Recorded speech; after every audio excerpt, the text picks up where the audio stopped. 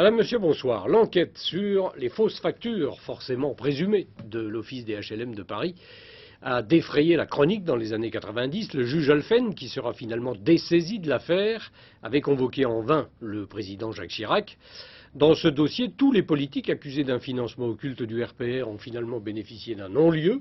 Le procès a commencé sans eux lundi à Paris. Dominique Verdeillan, Bernie Mériot.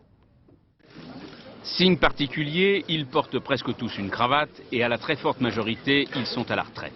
Anciens PDG, anciens directeurs d'une entreprise de BTP ou anciens cadres de l'Office des HLM de Paris, 49 prévenus. Mais ne cherchez surtout pas un politique dans la salle, ils sont sortis du dossier la tête haute. On se retrouve toujours avec les entreprises poursuivies et non pas le fond du problème, qui est celui fondamentalement du financement des partis politiques. Responsable d'un bureau d'études proche du RPR, Jean-Claude Méry est le détonateur du dossier. Muet devant le juge, il est bavard sur une bande vidéo révélée après sa mort. Ce jour-là, j'ai remis les 5 millions de francs en argent liquide directement sur le bureau de M. Roussin en présence de M. Chirac.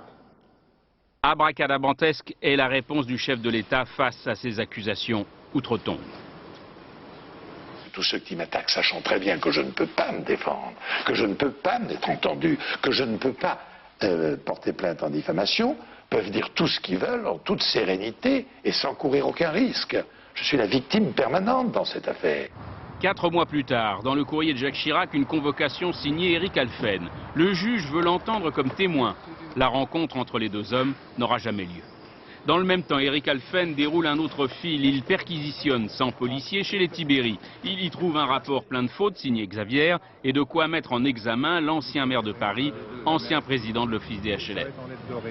Je ne crains rien puisque je me suis déjà exprimé là-dessus. Je n'ai participé à aucun acte répréhensible, comme je le dis souvent, ni de près ni de loin.